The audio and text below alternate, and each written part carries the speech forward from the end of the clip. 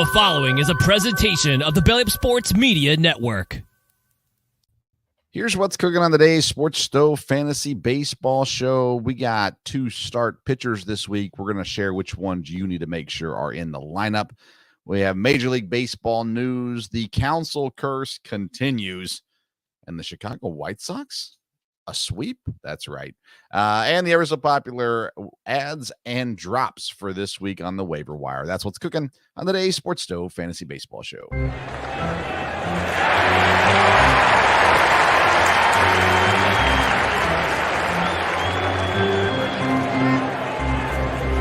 Play ball! Welcome into an all-new edition of the Sports Stove Fantasy Baseball Show presented by BellyUpFantasySports.com, Righteous Felon Jerky, and Seat Geek. We've had a fun weekend of sports, especially the NFL draft, but all of our attention now turns to baseball, and specifically fantasy baseball. I'm your host, Vince Stover, and I am joined, as I am every single week, by the senior writer for Belly Up Fantasy Sports and fresh off of kicking dirt on an umpire, the one and only Kevin Wilson. Hey, Kev, how you doing?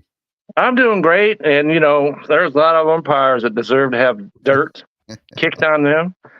And so, but we're doing great here. And it's cleared up. It was stormy this morning, which leads me to give a shout out to those who are in Nebraska, Iowa, or Oklahoma, among others.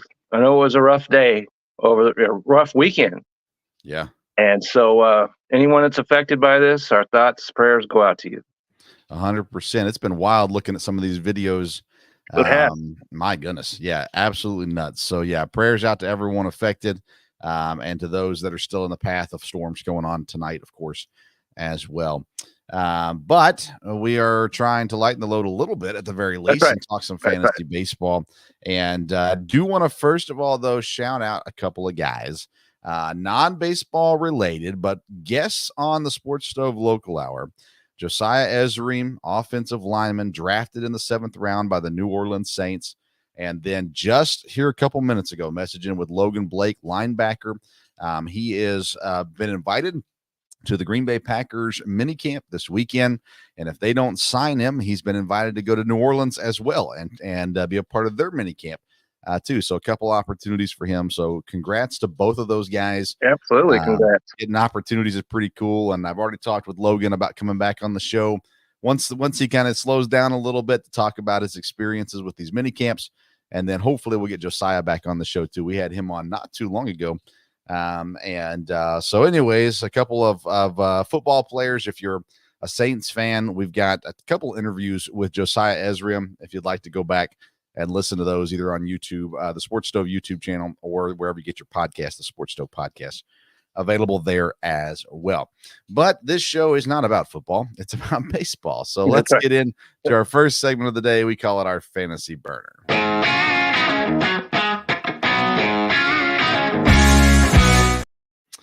The Fantasy Burner is presented by Seat Geek, and now's a great time to go purchase a ticket. You plan your summer vacation around somewhere there's a ballpark. Well, you got to go to a game. Maybe you're looking for concerts, whatever it may be. You can get those tickets at SeatGeek.com. Use the code BellyUpSports. You're going to get $20 off your very first purchase.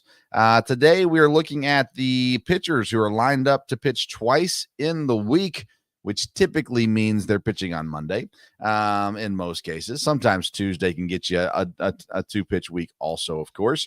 But, Kevin, this is kind of your forte. It's something you focus in a lot on the waiver wire pickups and things like that. So we're going to start with you. And then if you don't mention the guys that I have, then I'll throw in a couple more. Okay, so you want to be concerned about this not only for pitchers that you are going to have on your team, but also whomever it is that you're going up against this week, because if he or she has a couple of these guys, you're going to know they're going to get points at the beginning. They're going to get points at the beginning. So you just need to be aware of that. So you might need to make some of the changes of your own. But yeah, so as far as Monday is concerned, tomorrow, the top pitcher that I have going to the mound tomorrow is Joe Ryan of the Minnesota Twins. And the reason why I say that is because he goes up against the White Sox tomorrow. And I know the White Sox have pulled themselves out of their little tailspin a little bit. But they still rank 29th on the road as far as offense is concerned. And so that should be a big boost for him.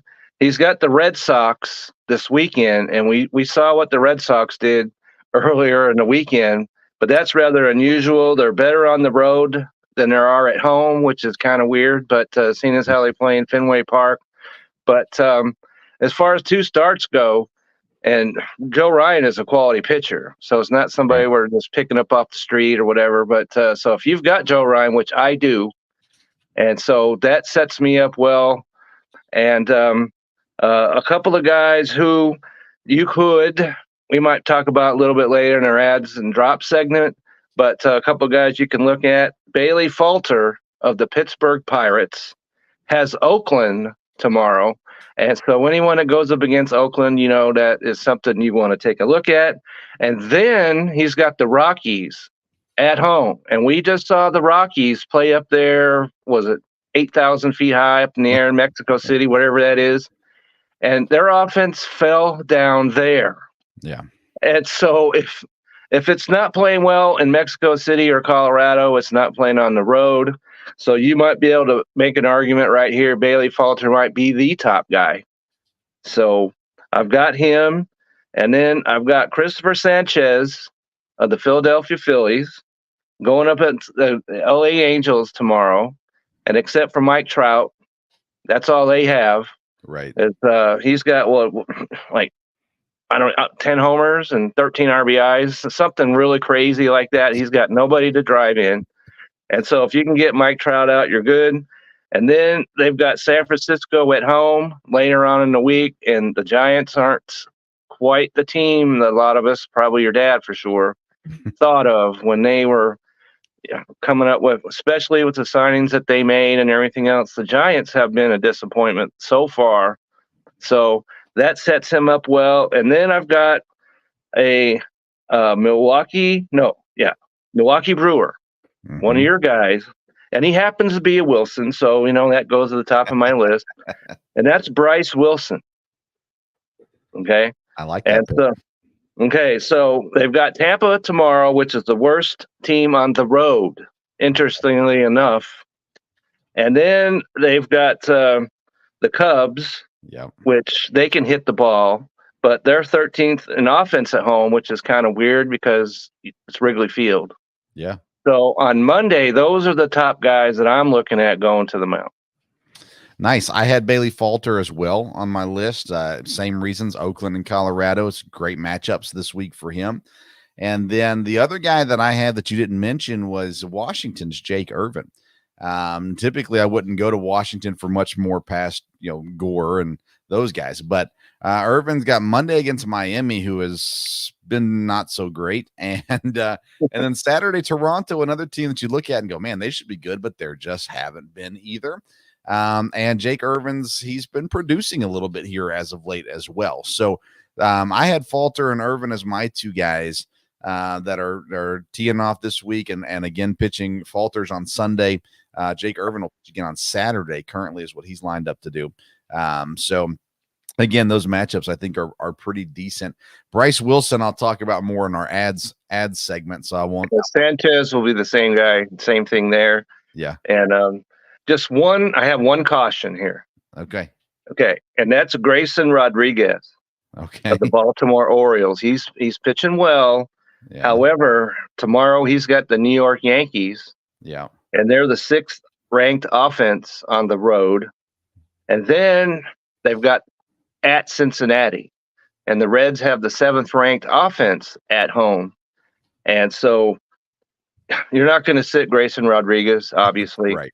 But you want to temper your expectations just a little bit on him, because he's out of all these guys that we could have brought up as 2-start pitchers, he's got the toughest row to hoe right there.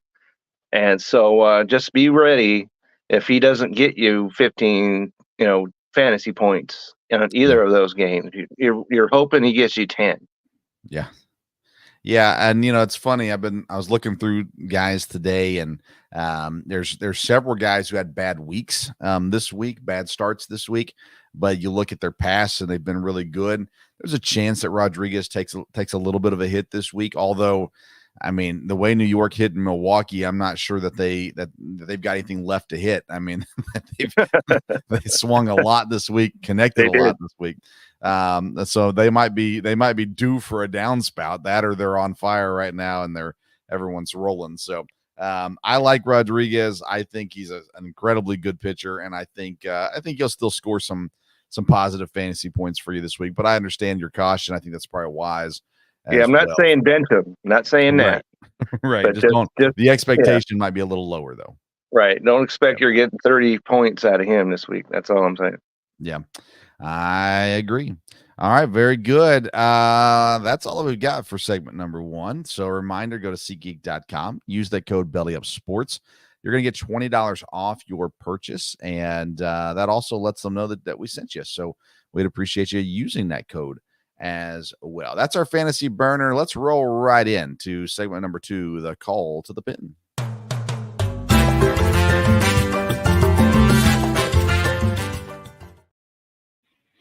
Our call to the pin is presented by Righteous Felon Jerky.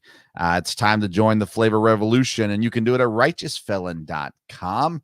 Find your new favorite flavor, whether it's bootleg and barbecue, which is my favorite flavor, or maybe you like something a little sweeter like the Bourbon Franklin, or something like, I don't know. I got all kinds of stuff here behind me. Let's see here. What do I got? The Nelson Mandela is over there as well. There's all kinds of the Marilyn Monroe. That's got some fun stuff in there too. The Foul Capone, the turkey jerky, very, very solid as well.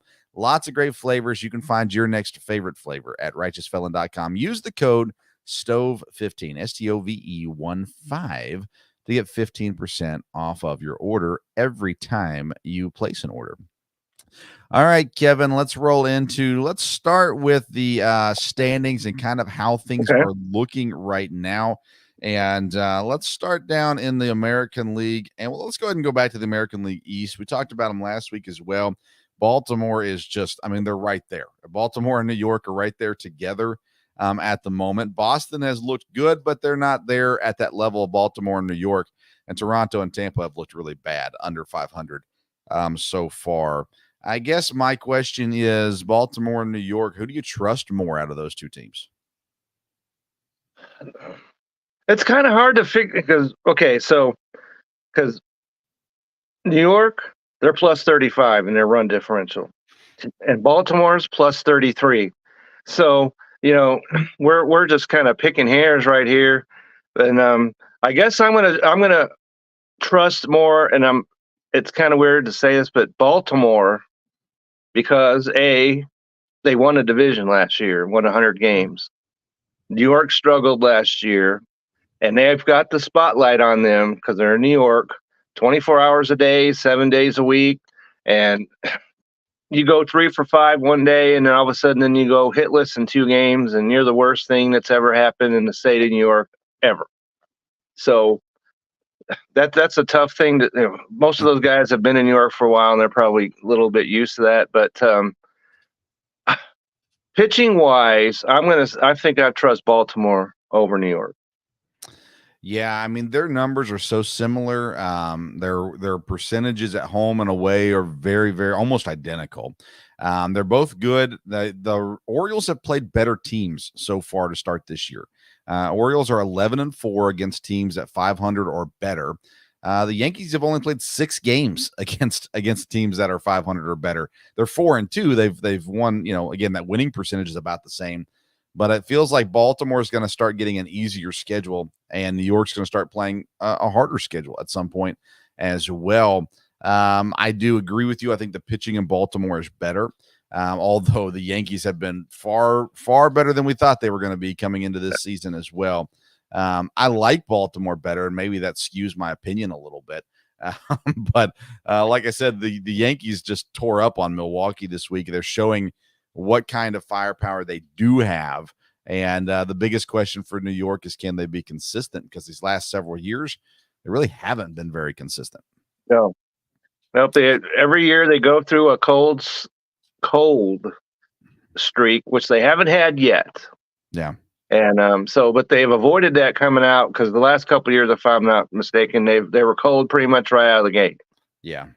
And they haven't had that this year, but there's a cold stretch coming, and that's when things tighten up and stuff like that. And you've got managers that get thrown out of a game and didn't even say anything. Yeah. And so, I'm still scratching my head over that one.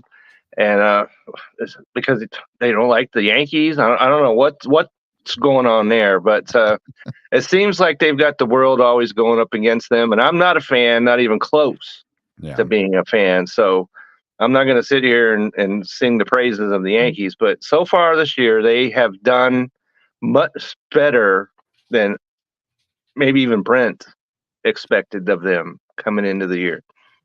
In the AL Central, I have to admit this is one of the quietest divisions in baseball, yet Cleveland is killing it. They're 19-9 on the year. Kansas City's 2.5 back, but they're 17-12 on the year.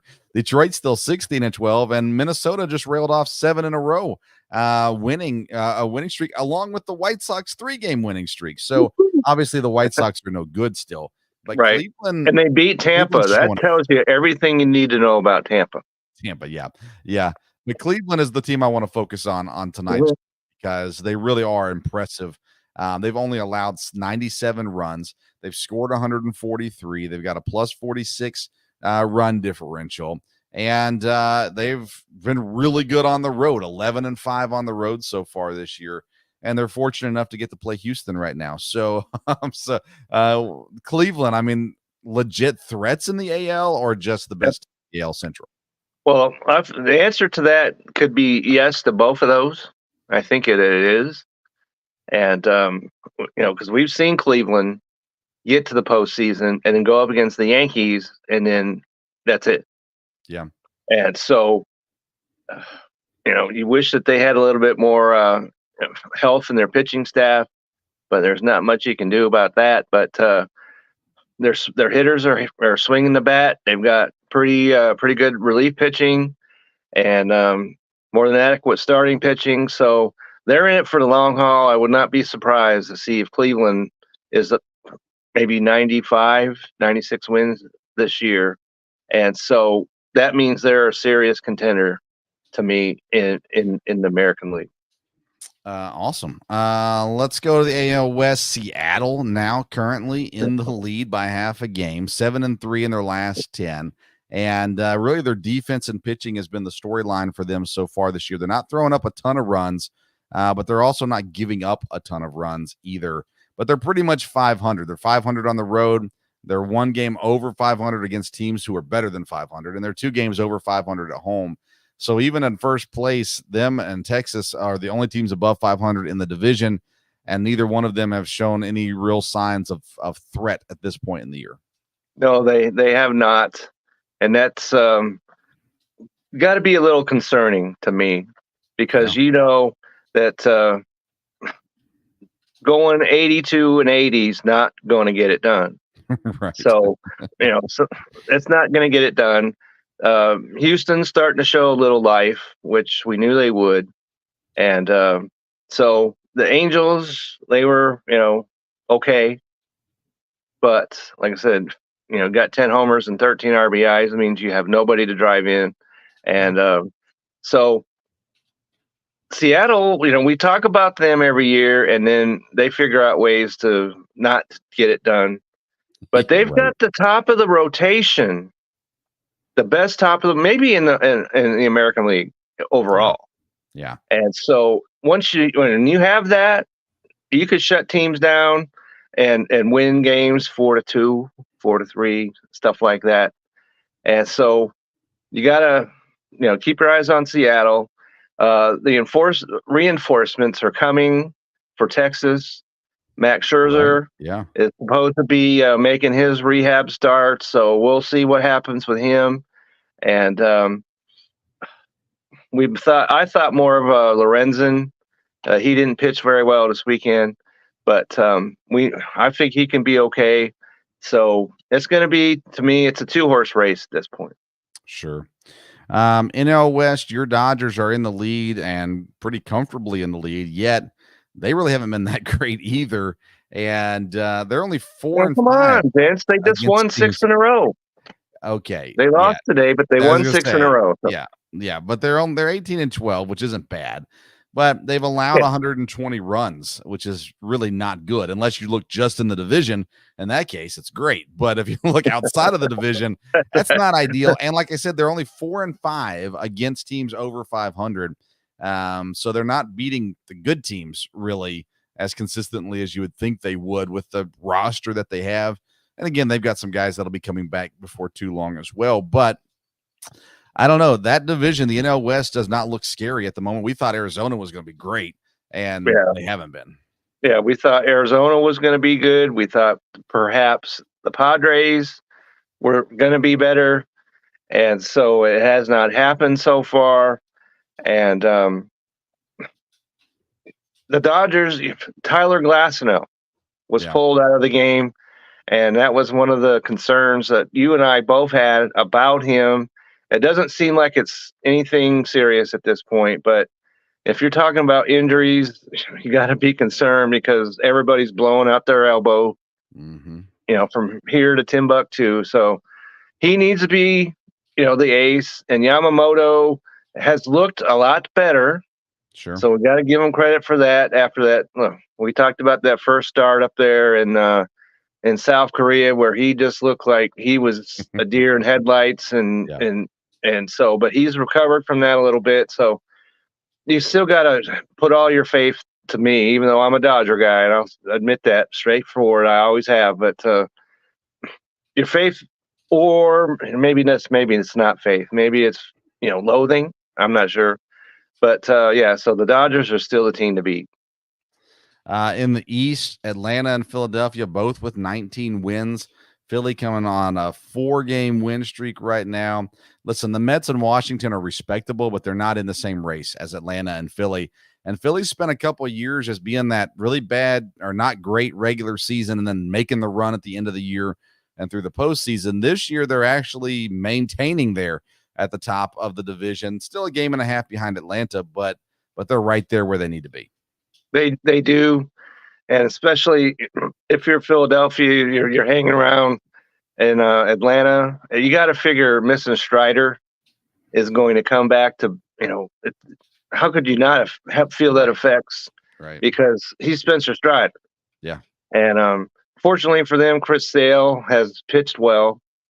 And he's another guy you're like, well, can I trust him? I don't know. Right. We still don't know the answer to that, but he's looked good. Yeah. And I'll say this, again, the Mets are over 500, which is a shock with the way they started the year. Right. We thought maybe they were the worst team in baseball the first 5 games of the season. I watched the end of their game today against St. Louis, walk-off home run today by a guy who just got called back up to the majors. So that was a lot of fun to watch. I saw they were in extras and the game was on, so I turned it on and saw the home run. So that was a lot of fun. And seeing the Cardinals lose is never a bad thing in my book. The NL Central is locked in at the top of the division. Chicago and Milwaukee, both 17 and 10.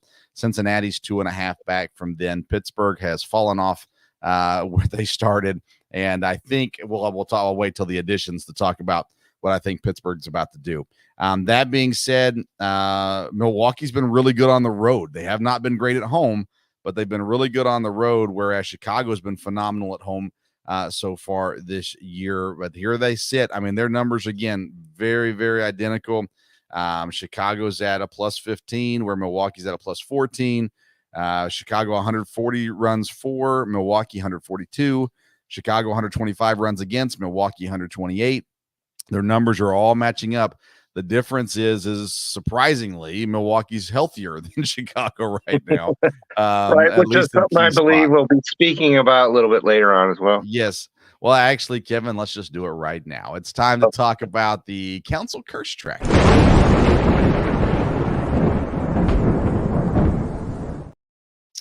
I got a good chuckle this week, actually, yesterday on Saturday when I saw the score from the Boston Red Sox Chicago Cubs game. On that game, and I just simply tweeted out, Craig, I hope you're happy. So that adds on to, of course, the Cody Bellinger rib fracture this week as well. He's the latest affected by the council. That doesn't help me whatsoever. Well, it's yes, and that's all we care about. But the reality is Craig Counsell is doing damage in Chicago because of his backstabbing, and the baseball gods are definitely dropping down a curse over the Chicago Cubs. Their leading fantasy scorer for this week, I forgot to write down who it was, but it was maybe Tauschman, I think. And it's been pretty good. He's been pretty good. Tauschman. It's not good for everybody else. Right. Good for him. And Bush was really hot, but he's cooled down now. And so, all you that added him need to take a look and see. I think he's back on the rise, Kev. I think he took a dip. He took a dip early in the week for sure. I actually dropped him in one league, and I had to hold him in a couple others, and he started to come back around towards the end of the week. So he's definitely one that I'm watching right now, for sure, because he gives me that positional eligibility at first and third, which I really like. But I almost dropped him everywhere, and had to hold on to him for different reasons. And at the end of the week, he kind of came back around. So not that great. Of course. Friday, he was 3 for 4 with an RBI and 2 runs scored. But the rest of the week, let me see here, 6, 10, 13, 17 is 1 for 17 besides Friday. Yeah, it was rough. So, it was a rough week. There's no doubt about that. So I've got my eyes on him. So if he continues to dip, obviously I'll move on from him. But I like the Friday that he had, gave me a little bit of hope that maybe he comes back around as well. Let's talk about Jackson Holliday. Did not work out in his first time around. 0.59 batting average, and just not what we were, or 0.59 batting average. Obviously not what we anticipated. A lot of swings and misses for Jackson Holliday. He's going to go back down to the minors. The question is how long Jackson Holliday goes. I am surprised by his failure here in this first time around in the majors. How do you feel about Jackson Holliday? Well, let me first say, I believe somebody had that they were going to send him back down to the minors. I'll just point that out. Yeah. But anyway, and I think that you had a good point last week when you said that they sent him to the minors at the beginning of the year, set him on a trajectory that didn't help. Right. I think that's absolutely the case. And so how long that's impossible to tell right now, because he was tearing up minor league pitching before he got called up. And so how do you judge whether he's ready? I don't know, because he looked ready. Right. And we were like, hey, when is it gonna happen? And then Baltimore, I guess, probably watched our show and said, okay, it's time to do it. Vince and Kevin said. So they called him up, and then he just fell flat as just about anybody I think I've ever seen. So they've got to get his confidence back up and get it so that his swing is pure, and then go from there. He has 2 more hits than I have in the Major League Baseball career. He is 2 for 34, 2 walks, 5 runs, 18 strikeouts in 10 games. 34 at bats, 18 strikeouts. Not at all what I saw coming from Jackson Holliday. No, nobody could have seen this. Not the Orioles. No, if you're sitting there saying, "Oh, I knew he was not going to be good," you're not telling the truth. Yeah. Okay, so you need to come to some sort of prayer group or something, because you're not telling the truth. But so what the answer is I don't know. Right. And I don't think the Orioles know now what to do exactly with him. They just, like I said, get his head, get it straight, get his swing straight, and then go from there. Yeah, and we'll talk about this more when we get to the waiver wire. So I'm going to hold a little bit of my thoughts on this for that segment. We've seen a lot of injuries. We talked about Cody Bellinger with the rib fracture. Blake Snell saved us. He got hurt, so we didn't have to watch him pitch again. We'll see what happens with that. It's been an interesting season to get things going so far, an interesting month, a month and a half. I'm intrigued because, Kevin, now we hit this May 1st, and that means that we're going to see more call-ups. And I'm wondering if the Jackson Holliday failure really maybe discourages some teams that, thinking specifically of Paul Skeens out there in Pittsburgh, like he's pitching great. Does Pittsburgh go, well, Jackson Holliday was hitting great. He showed up. Things did not go well. You saw Leiter down in Texas come up to pitch a game. That didn't go well, which Leiter is completely different players. But I don't know. Does this have an effect on other teams that look now and go, well, Holliday was the hottest thing coming in, and that did not go smoothly? Well, I don't, it all comes down to the individual player. And so hopefully you're dialed in to, your player's psyche and, maturity levels and all that sort of thing. So you can make that decision based solely on him. Yeah. And, if you're the Pirates, you mentioned Skeen, if you're not in contention, what's really the point? I'm not sure, but ticket sales. Tickets, okay. All right. So ticket sales, we got okay. And so just don't ruin they don't ruin people's arms on purpose anymore, not like it was back in the day when Mark the Bird Fidrich pitched like 19 complete games when he was a rookie or whatever it was. So yeah. So you don't have that anymore. So they treat these guys like glass, and maybe to their detriment on that other far side of the coin. But bring him up, see how he does, and then they're gonna, as they've done in the last couple of years. These young guys are pitching well, so you add them. But then for a fact that their innings are approaching 90.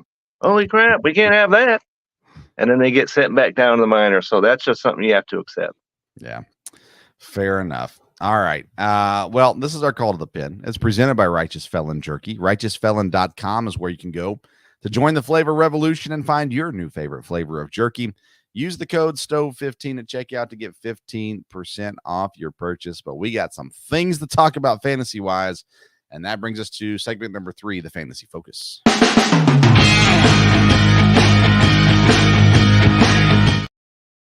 Fantasy Focus is presented by BellyUpFantasySports.com, your one-stop shop for all articles containing fantasy advice and opinion. And, of course, it's the place where you can find all of Kevin Wilson's articles as well. All right, we're going to get into ads and drops this week. And then I've also got an extra thing as well with this because I really had a hard time finding drops this week. So what I decided to do was throw in there some guys that you should try to trade for that are playing very well right now. So I'm kind of replacing those for my drops. But I want to say this. If you are adding players this week for fantasy baseball, a couple teams to consider that maybe you wouldn't normally consider, but actually have players available. The Oakland A's is one of those teams. You go out and find who's hot in Oakland because they play Pittsburgh, which is fine, but not great anymore. Now, you got to remember they are not doing what they were doing at the start of the season. They also play Miami this week as well. And the other team is Miami. Miami plays the A's and the Rockies this week.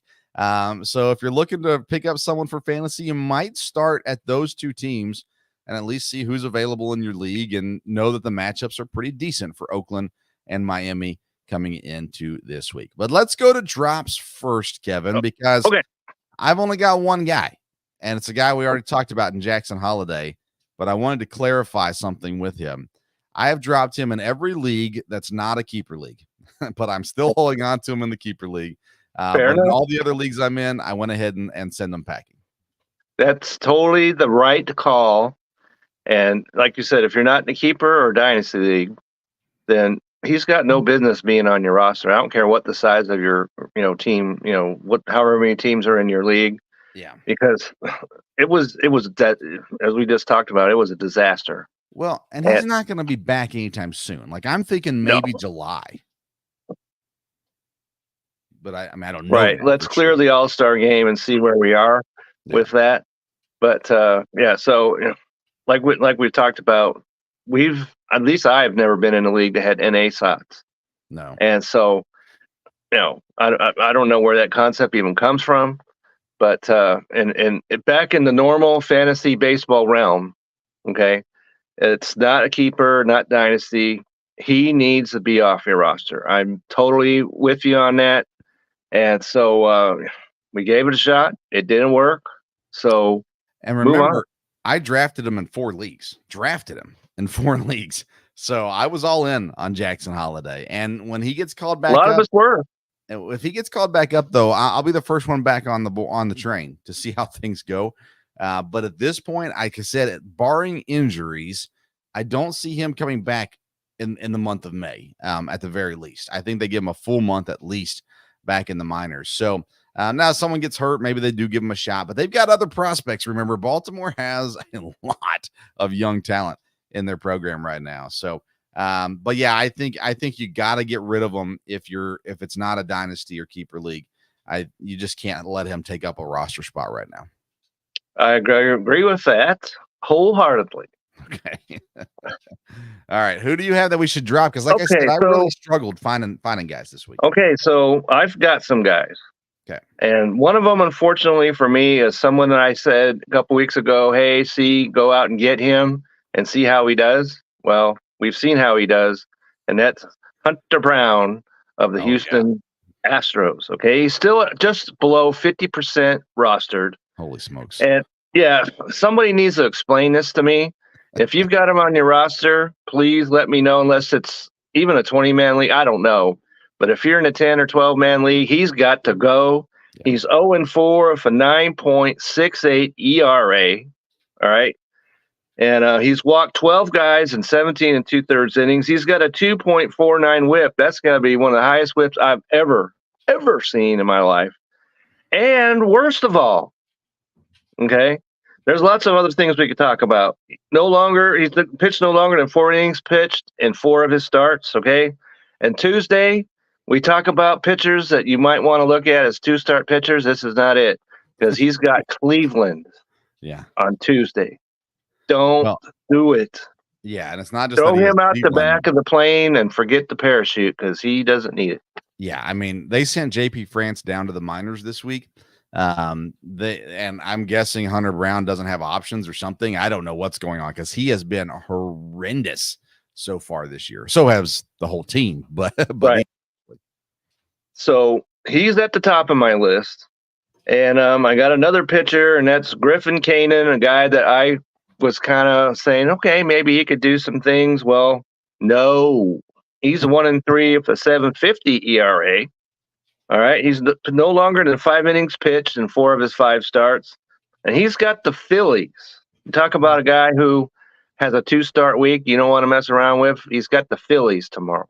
So cut him, get him. If you got him, it's over. Send him packing. Yeah. Now, a guy that I originally wrote down, I ended up not keeping him on my drop list, but he's actually on your roster, Kevin. And so I'd like to get your thoughts on him. Ahmed Rosario at Tampa. He's got a ton of position eligibility. He had a rough week as well. And I'm curious of your leash. How long is your leash for Rosario? It's not very long. Let me just say this. And the reason why he's still on my roster is because they're playing tomorrow. Yeah. Okay. There's some teams off tomorrow. Yeah. Yeah, there are. So I've got him in 2 leagues. But like I said, he's got that eligibility, but Tampa as a whole has collapsed. Yeah. And so, so the leash is not long. I'll let him see what he does over the next couple of days. And if it doesn't work, then I'm sure he'll be on my list for next week. But the next thing I want to talk about is somebody who I've been routinely kicked in the chop, so to speak, because I advocated, he's got to go. Well, he's definitely got to go now. That's Zach Geloff. He's on the IL now. So he's not even playing. Right. When he was playing, he was hitting 196, 25 fantasy points. He's still ranked up there somewhere around 20% rostered. And it's just not worth it. I'm pretty sure because all of my teams have 3 IL spots, which are all full at present. See, So that's why I there's couldn't no get the way that you could drops. put them on your IL. Yeah. Hmm. That's why I didn't have drops this week, is because there's so many injured people that, like, all my additions, I was just moving guys to the injured list and adding guys. so when I was searching for guys to drop, and there weren't a ton of, I mean, there were some bad games this week, but there weren't guys that were, 50% owned or more that were getting, blown up this week. So, but there's been a ton of injuries. There has been. And, look at my ILs. I've got Casas, Bellinger, and Robert on my IL. Yeah. So there's nowhere to go with any of these other guys. And so, you really got to take a look and see if they're on your IL, if they're worth keeping around. And Zach Geloff is not it.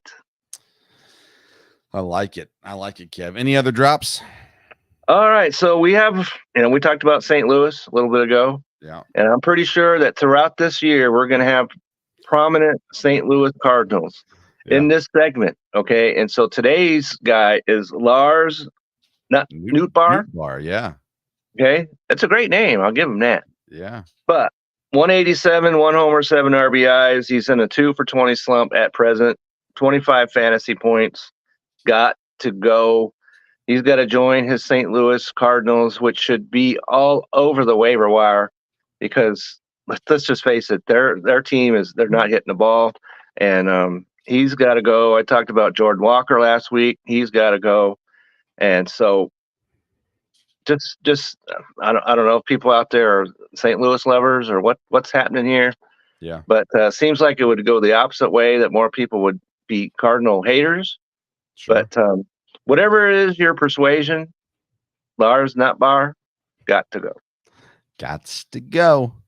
All right. So I've got 2 guys on the same team that if you have on your roster, now is a great time to trade these guys, because they're not doing well. But their name has value, and you might be able to add something pretty spectacular by trading these guys. And I think now's the time to do it. At the same time, if you don't have them on your roster and you can throw somebody that's not good in a trade package to try to acquire these guys, I don't think it's wrong to take a swing at them.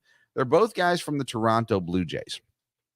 Vladimir Guerrero Jr. has had another horrendous. He has not been fantasy great. No, in the last 2-3 years, maybe. Yes. So if you have him, now's the time to trade him. I think you can, just because of name alone, you can trade him and probably land 1, maybe even 2 really good fantasy players. Maybe you get a superstar in name back and a secondary guy, a Starling Marte or someone of that level back in return for Vlad Guerrero. So 2 for 1. Chris Bassett is the other one, the pitcher. Okay. He's obviously not the same name as Guerrero goes, but he's got some value to a degree, and he's not been great. And maybe you can get something in return, maybe a younger pitcher that's started off decent, or especially if you have a Blue Jays fan in your league, go take a swipe at those guys and see if you can't get some value in return. I agree with that, because I just pulled up Vladimir Guerrero. He's hitting 208, 3 homers, 10 RBIs, 10 runs scored. And he was 2 for 4 today, but even though he was 2 for 4, he wound up with 1 fantasy point. So that means he had no extra base hits, and he struck out. Yeah. Okay, so the day he before should have 8 to 10 home runs. Right. Yeah, easily. But the day before that, -1 fantasy point. Before that, 1. Before that, 0. Before that, 0. Before that, -3. Yep. So it's been a rough go over the last couple of days with him. And so if somebody was to approach me about, I don't think I'd be biting per se. Right. I'm just saying, because, but let me ask you this. I'm going to pull up your roster real quick on here, because I want to ask you if let's say you wanted to go out and try to acquire Vladimir Guerrero. You look at who you have. So let's say someone called you and said, hey, how about CJ Abrams and Schwarber. Now that's two guys, of course, but for Vlad Guerrero, would that tempt you at all to say, you know what? Schwarber strikes out a lot. Yes, he scores. He's a fantasy relevant player for sure. He's got 51 fantasy points on the year. So right now you'd definitely be taking a hit with that. And Abrams isn't bad either. No, but he's got 6 home runs for a shortstop. Yeah. So you immediately would turn that one down. I would immediately turn that down because of CJ Abrams alone. Okay. If because Schwarber, look at him. He was 2 for 5 today, but he had 1 hit the whole rest. No, 2 hits. I'm sorry. Before that. So, but you're kind of trade. If I'm going to trade, if someone was to say, "Hey, I'll trade you, Kyle," Kyle Schwarber, take Kyle Schwarber off my hands and give me that, I probably look at that. You would do a Schwarber for Guerrero trade, probably. I would do that. I would probably be more willing to do that, and if they ask for a pitcher. Okay. Yeah. Let's just say, unless we could maybe working out, something for Mitch Keller. Yeah. Who, he's been okay, but his 5.14 ERA has not been great. And he's given up 4 runs in his last 2 starts. So if someone says, "Hey, trade Mitch Keller, I'll give you Vladimir Guerrero," done. Yeah. Well, I think you should send the trade offer. Let's see here. Who's that? Okay. That's I can never say that guy's name in our league. He owns them right now. The new guy, Cleveland fan, is there. So I think you should send the trade offer, Kev. And I'd like to see that trade go down. I'm curious how that one would go. So anyways, and I don't even know, I haven't paid attention to see if he's paying attention, but nonetheless, I don't know either, but I think he was drafted 31st. Yeah. And so my patience might be running out with him. I think now's the time. If you have them, I think now's the time to unload them. If you don't have them, now's the time to lowball offer for them and see if you can get them. I wouldn't give up, obviously anybody that's killing it this year in fantasy. No. But I think there's probably an offer that you can make depending on the owner that says, you know what, this guy is trash. I drafted him high. He's not doing anything. I'm so mad about it. And then, goodness, maybe you can find some Cleveland Guardians on the waiver wire and offer him a trade with the Cleveland Guardians. Who knows? Anyways, there's that option right now too. Let's go to ads. We went on too long on that one. Okay. Ads. Let me just say, because you mentioned Chris Bassett. Now he's the kind of pitcher I'd be looking for because I lost Strider. Mm-hmm. Yeah. Okay. I would be interested in trading for him. Okay. So there you go. There you go. All right. Additions this week. Let's see if we can roll through these pretty quick, Kevin. Okay. Who do you got? Okay. So I mentioned Christopher Sanchez earlier. Yeah. In our 2-start week, and he's at 14% rostered. Okay. And he's pitching very well. 1 earned run in last 3 starts each. Okay. And so he's pitching very well. 2-start week coming up. So at 14% rostered, you should be able to get him throughout the land. So he goes right up to the top of my list. I like it. Bryce Wilson, you mentioned as well. Here's what I'll just say about him. 0.3% owned. He's a new starter. He's coming out of the bullpen. He's been working up to this being part of the rotation. Has he been perfect? No, of course he hasn't. But he has a spot in the rotation now. Wade Miley getting Tommy John. He's done for the year. Woodruff, of course, was out for the year also. And Bryce Wilson's been pitching pretty decent. So he went 75 pitches in his last outing. And the rumor mill has it he's a full go from here on out. So he'll have a normal pitch count, probably close to 190, somewhere in that range. And he'll be starting now. He's got Tampa, like you mentioned on this already, Tampa and Chicago Cubs this week. 2 starts as well. I think Bryce Wilson is especially if you're just laden with injuries at the pitching spot, pick up Bryce Wilson. If you're in a Yahoo league or a league that has starting pitchers and relief pitchers, Bryce Wilson's listed as a relief pitcher.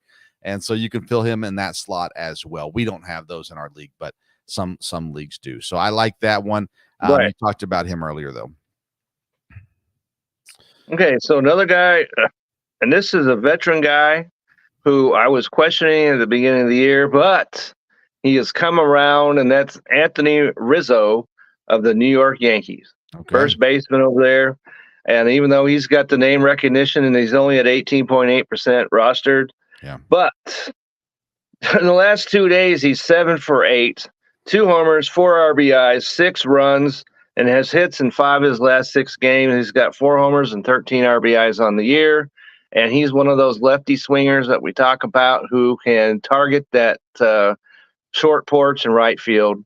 So if you need first base help, and I'm sure he's probably rostered a little bit more in other leagues at 18.8%. But if he's there and you need first base help, look his way. Yeah, I mean, New York comes off of Oakland and Milwaukee. They absolutely killed Milwaukee this weekend. But I've got Alex Verdugo on the list also, 24.5% owned outfielder. He had 2 home runs this week against Milwaukee, double digits on Friday night with 4 RBIs, a home run, 2 runs himself as well. He's been in the positive for the last several games, also last 5-6 games. And I mean, the Yankees right now are swinging the ball, or swinging the bat really well. So I think Verdugo is another guy, and I may have mentioned him before. You may have, I don't remember, but he's a guy worth rostering right now. He's batting .274, 13 RBIs, 16 runs, 1 stolen base, and 4 home runs on the year. So Verdugo's playing well. He is, and you mentioned about the Yankees swinging the bats. Well, this guy was one of the few that kept him in check this past week, and we like to say, hey, get your guys going against the Oakland A's, but not against J.P. Sears. Okay, yeah, okay? You like him. Yeah, he's at 5.2% rostered. All right, in 26 2/3 innings, got a 3.38 ERA, 1.05 WHIP, and so 6 innings and 3 of his last 4 starts. And we talked about the Yankees. He went 7 innings and 7 strikeouts against them, and 1 earned run in his last 3 starts. In each of his last 3 starts. So what else could you ask for when you got no team behind a pitcher, but yet he's still putting up the numbers? And so J.P. Sears is a guy who's available throughout the land. So need pitching, look his way. Remember, they got Pittsburgh and Miami this week, and they are right around 500. They've been playing some good baseball right now. That's right. So he goes right up there to the top of my list. All right, I got another outfielder, Boston Red Sox, Wilyer Abreu, batting .309 on the year. He's only owned in 16.8% of leagues, 13 runs, 2 home runs, 11 RBIs, 4 stolen bases. He's getting regular playing time as well. I've added him into one of my leagues and got an eye on him in others as well. And it really seems to be he's batting at the top of the order. I mean, he's getting some good opportunities right now. As well. So I think he's a solid pickup right now. Okay, I agree with that. And so we mentioned about the Tigers earlier. Well, Jack Flaherty, not a guy that I thought I'd be discussing, but he's at 18.5% rostered. And he's pitching the 6th inning in 4 of his last 5 starts. And he pitches Tuesday versus St. Louis. So that's got to go up to the top of the list. His ERA is not impressive at 4.91, but at 1.16 WHIP. He's got 36 strikeouts, 4. Let me say that one more time. 4 base on balls, and 29 in the 3rd innings. Okay, so that's right there would be a quality place to go on Tuesday if you're looking for a starter. And I didn't research it far enough to see maybe he'd be a 2-star pitcher, but the chances are he could be. So Jack Flaherty is a guy that you're going to want to look into on Tuesday. And I've got 2 guys that have yet to play an inning in Major League Baseball, but we are making that turn to May. I mentioned it earlier. You're starting to start getting these call-ups from some of these teams. So 2 guys that if you have a roster spot you're willing to sacrifice, that I would go ahead and get on your roster. Paul Skeens is one of them in Pittsburgh. Every inclination is May will be the month that we see Paul Skeens up in Pittsburgh. Again, the team has started to fall off a little bit, so they need a little boost. Jones that has been great over there as well. Yes. But Skeens, I think, is right around the corner. And then the other guy is Tampa Bay Rays third baseman, shortstop, Junior Caminero. He is. Okay. I've heard that name many times. Yeah, he started the year injured. He's been back now for about 2 weeks playing in the minors. And again, another team that's not great. So what's the point of having this guy down in the minors when you can start getting him some experience against the majors? He is the top guy in Tampa right now, and I believe May will be the month that we see him come up too. And third base and shortstop's a great thing to have as far as eligibility goes. And those are two guys that, again, you're going to have to be patient with them as far as they might not play this week, but I think they're both right around the corner and worth taking a swing on right now. Okay, so both of those names I've seen discussed prior to now. So if you're going to make a move with any of those guys, you're going to want to do it now because they're in the collective consciousness of, baseball fantasy guys throughout the land. So make the move if you're going to make that move as soon as possible. Agreed. All right, you got any more additions for us? Well, just one, and that's Edward, I'm not sure. Julian, second base, DH, which in our league, that's a nice combination because we got a DH spot in our league. Yeah. He's at 12.1% rostered. Okay. And this week he went 3 for 5 in a game with 3 RBIs, and he went 2 for 4 with 2 home runs. Oof. So he's playing, he's hot, and second base is a place where a lot of people need some assistance. So if you're looking for a second baseman, Edward, it's not Edward maybe. Okay. Julian is a guy that I would look at this week. I like it. I like it indeed. We got guys in our league that are crushing it. Chase Thornton, Dan D'Amico, both former champions in our league, will remain. They'll go 5-0 now on the season. I've had a down week this week, just barely scraped over 200 points.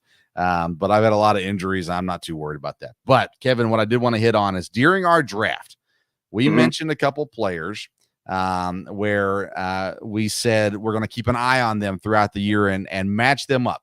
You had 2 guys that you liked. I had 2 guys that I liked against, head to head on these guys. So I wanted to give us an update on where we are. The first combo was third baseman. You had Eugenio Suarez as your guy you liked. I said Matt Chapman was going to show up. And you said, give me Suarez all day over Matt Chapman. Well, they're pretty close. Right now, Suarez, 44 fantasy points. Matt Chapman, 53 fantasy points. Neither one of them killing it or crushing it, which we didn't think either one of them would kill it. But they're right there, neck and neck right now. So that's a fun one to keep an eye on throughout the year. The other one, though, I'm really proud of, Kevin.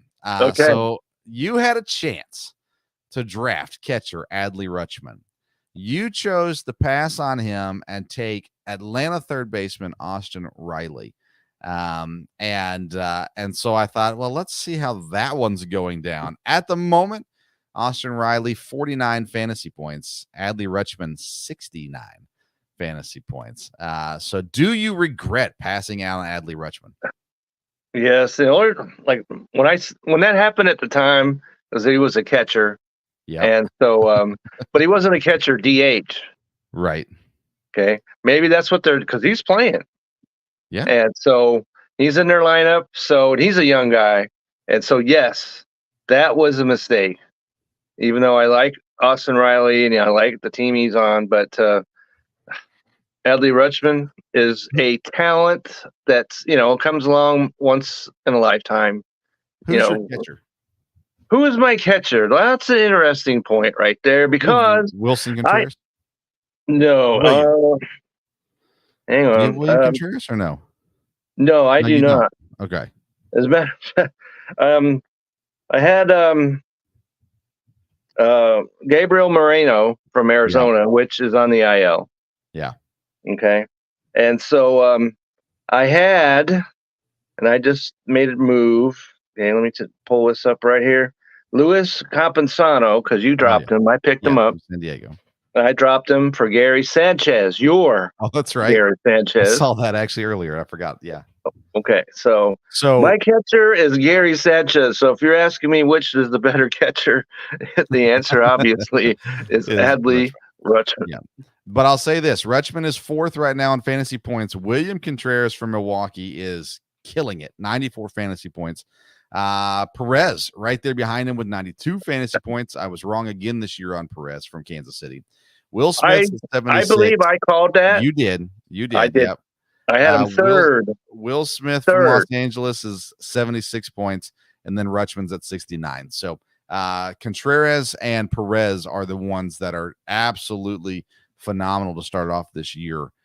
They're tier 1 catchers at the moment, where Smith and Rutschman and Jeffers and the other Contreras is having a bounce back year would be tier 2 guys at the moment. So there is that little fun exercise. We'll keep an eye on, maybe like every month we'll check back in on these guys and see how they're doing. Cause I think Riley will find his groove at some point and start playing better. It's just, man, just hasn't been, I mean, Riley, Acuna, that, if their name isn't Arcia, they haven't been great. It doesn't seem like for fantasy, or Acuna, not Acuna, but Ozuna, which we talked about last week. So yeah, Arcia has been good, and that's about it. Ozzy Albies was hurt, and he's back now, but they're winning despite all that. So that's another thing that's got to concern the Phillies, because they're not hitting. Yeah, and eventually they will. They will. All right, what do you got coming down the pipeline on BellyUpFantasySports.com this week? Well, I had a story over there talking about weekend starters, which doesn't help at this point. Right. But there will be another article coming out. I'm positive about that. But Tuesday, you're going to want to tune in to watch Nathan and I in our 3rd episode of Pigging Out. We have a lot to get to. We need to, do a draft recap of what happened there. The NBA playoffs is going on. The NHL playoffs is going on. And so there's a lot of things to talk about there. Some things that aren't going the way some people thought, in some ways that I thought they would. So you definitely want to check that out. Tuesdays at 7 p.m. Eastern, where time begins in America. Okay. So be looking for that. And you could look for an article to drop for me at the Belly Up Fantasy website this week. And so be looking for that. Very good. And of course, follow Kevin on Twitter at Kevin62 WILSEA. I've got content coming out this week as well. Tomorrow night, Monday night. Well, I'm still waiting on confirmation. I was told last week it would work out and still haven't heard back. But the plan for tomorrow night, 8 p.m., I'll be talking with EKU head football coach Walt Wells. We'll talk through the spring practices, transfer portal stuff, and a couple of his players with NFL shots. Now with the Josiah Ezreem getting drafted and Logan Blake signing or going to minicamp at the very least in Green Bay and New Orleans. So we'll talk to him about those things. And then let's see here. Wednesday night, the plan is Wednesday night. Dad will be back on with me. We'll be talking. What are we talking about this week? Actually, maybe Thursday night now that I'm thinking about it. But either way, sometime this week, midweek, we're going to be talking NFL draft, recapping, grading, all those kinds of things. As well, we'll be talking NASCAR with a guest. Also, Dover this week, today actually. So I'll be talking about the race from today and what is ahead. Also, fantasy picks for NASCAR, all that kind of stuff going down midweek. Like I said, the plan is to do it Wednesday if I can get my NASCAR guest to come on early in the show, because Dad's going to be late. If I can't, we'll push it to Thursday. So follow me on Twitter at SportsStove, and I will announce there what day the show will come out as well. But lots of fun stuff coming down the line. I mean, NFL draft weekend was a blast. And it was. So excited to talk about all that stuff and on the show and getting out some more opinions. I put some of it on Twitter, but getting out some more opinions on that stuff. Right. And you're going to want to tune in because I tie fantasy into what's going on in the real world of sports. So, and Nathan's done a pretty good job of putting out some short clips of me putting out some information, and people are paying attention to that. I appreciate that a lot. Yeah. So Tuesday, there's going to be some fantasy regarding the draft. Yep. And so you're going to want to tune into that. Running backs. Do we want a running back on our fantasy roster? Tune in Tuesday to find out. Well, I would say you want 4 or 5 on your fantasy roster, but you're talking about the rookies that were Right. drafted. The rookies that were drafted, are any of them worth rostering? I will have the answer for that on Tuesday. And of course, we know it's going to be the Green Bay Packers draft pick from USC. Got to have them on your roster. Okay, enough of that. Follow the show at Sports Stove, Twitter and Instagram. Follow Kevin. Follow Belly Up Sports. Follow baseball, and make sure you keep an eye on your fantasy baseball lineups. Yeah, so baseball is cracking, and it's fun. It's fun to watch. It's fun to be a part of it. So be a part of it. All right, very good. Thanks for tuning in to tonight's edition of the Sports Stove Fantasy Baseball Show. Check out our sponsors, bellyupfantasysports.com, Righteous Felon Jerky, righteousfelon.com, the code STOVE15, and SeatGeek, SeatGeek.com with the code BellyUpSports. We'll be back next Sunday to talk all things fantasy baseball again. And until then, well, that's right. We'll see you around the Sports Stove. Everybody have a great week.